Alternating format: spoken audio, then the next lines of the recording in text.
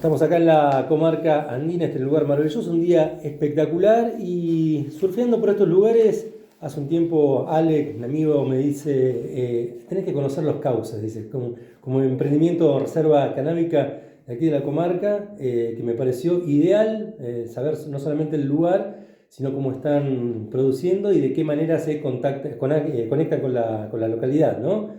Estamos acá, se va a presentar personalmente. Acá, por favor, tu nombre para la Radio Nacional Esquel. ¿Qué tal? Mucho gusto, Leonardo Gallardón. Leonardo, ¿cómo fue, primero, antes que nada, antes de hablar de lo que tiene que ver con la reserva, ¿no? ¿Cómo fue el inicio, ese germen o esa semilla para empezar un emprendimiento tan innovador aquí en la comarca? La inspiración, decís, de dónde surgió. Bueno, el tema de la medicina, las enfermedades me toca de cerca por cuestiones familiares. Mis dos padres han fallecido de enfermedades y nunca tuve que ver con el tema del cannabis, sino hasta que preparamos con mi expareja aceites para mi padre, para los dolores y demás, y ahí me metí un poco en la actividad, en la práctica de lo que es cannabis medicinal, ¿no? En plena pandemia, con la búsqueda de desarrollo personal y otros rumbos, digamos, de vida, me decidí venir acá a la Patagonia, a la comarca puntualmente, tengo familia cerca, y con la intención de emprender un proyecto turístico y también referido a lo que es productivo. Y en eso, bueno, empecé a investigar con el tema del cannabis, que siempre me interesó a partir de esa experiencia personal que tuve.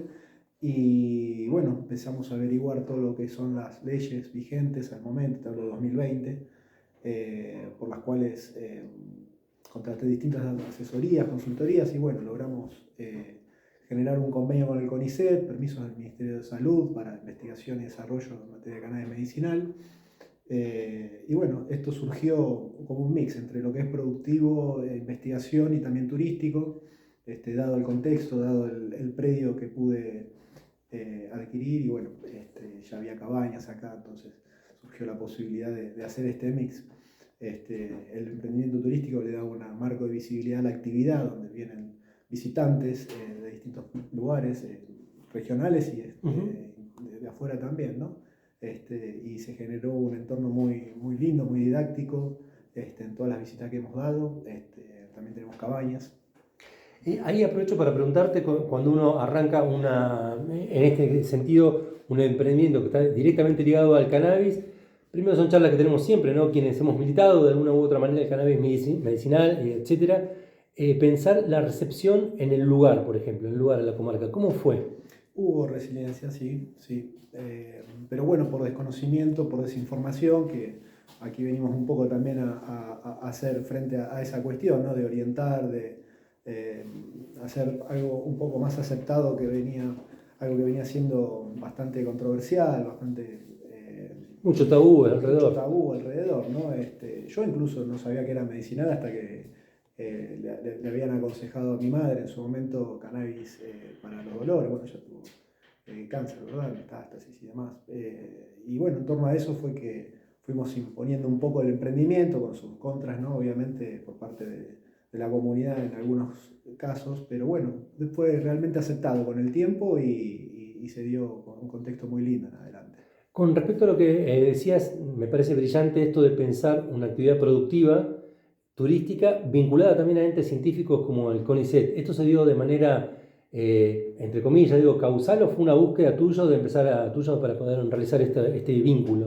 Fue una búsqueda, de hecho no había una ley de producción en su momento, en el 2020, sino que era de investigación y bueno, fue un poco tirarse a la pileta, ¿viste? En la incertidumbre de saber cómo iba a avanzar esto regulatoriamente. Obviamente había averiguado en otros países cómo era el tema productivo, que ya había licencias. Digo, en algún momento tiene que llegar esto acá y si hay una ley de investigación, consecuentemente en algún momento tiene que llegar la parte productiva, ¿verdad?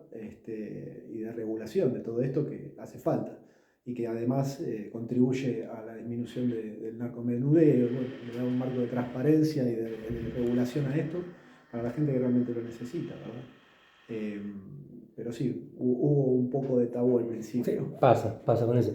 De hecho, también pienso, o salto un poquitito de lo que estábamos charlando, me interesa mucho pensar también, no solamente de vencer barreras de prejuicio, barreras de tabúes, etcétera, y esto de vincularlo con la ciencia me parece maravilloso porque es también un trabajo que se está haciendo. De hecho, te contaba yo fuera del micrófono quien está como delegada zonal de la Universidad Nacional de la Patagonia, fue una de las militantes más fuertes que tuvimos también en la comarca con respecto al uso medicinal del cannabis, ¿no? Pero también es interesante pensarlo turísticamente, no solamente provincia, sino me gustaría que me ayudes a reflexionar o nos ayudes a reflexionar cómo podemos pensar turísticamente al cannabis, a la cultura canábica y saliendo un poquitito de lo medicinal también, ¿no? Una cultura un poco más amplia respecto al turismo comarcal, nacional e internacional. Si podemos reflexionar un poquito al respecto. Bueno, hay otros emprendimientos, no tanto en el país, creo que no hay muchos, pero sí afuera, ¿no? Hay lugares donde uno puede ir y hacer visitas a cultivos. En eso tuve un poco de inspiración en otros emprendimientos, ¿no? Lógicamente. El lugar de por sí fue inspirador para desarrollar esto. La zona es muy apta para el tema del cultivo de cannabis. Bueno, en torno a eso se hicieron estudios agronómicos en la zona, planes de gestión ambiental, todo para que la actividad se care de forma seria, ¿no? Más allá de una actividad recreativa, digamos, en el sentido de solo cultivar, ¿no? Darle este marco de transparencia y de investigación, ¿no? Que si bien en otros países ya está muy avanzado el tema de investigación, acá todavía se sigue investigando algunas cuestiones que ya están sabidas, ¿no? O que todavía son contradictorias en torno a lo que afuera está. Pero acá en comarca ha venido mucha gente, del exterior también. Bueno, en sí la comarca, hay mucho turismo extranjero, ¿verdad? Y de todas las edades, de todos los perfiles, de gente adulta, de usuarios recreativos, usuarios medicinales.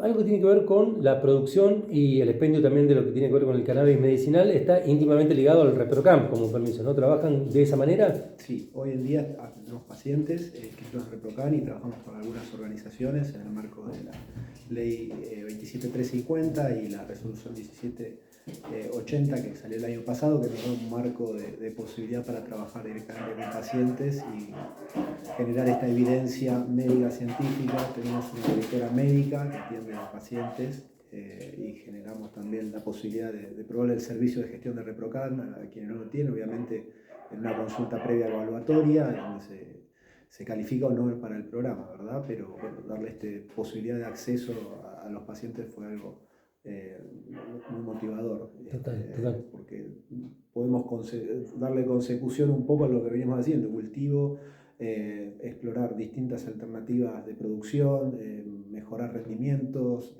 tanto de extracción, porque también tenemos un laboratorio, hacemos extracciones, hacemos aceites.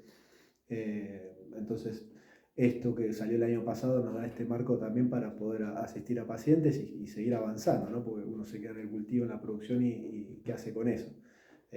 Así que bueno, también a esperas que el gobierno nacional y provincial reglamente la ley que hoy está vigente tanto a nivel nacional como provincial para poder readecuarnos en lo que es producción de cannabis medicinal.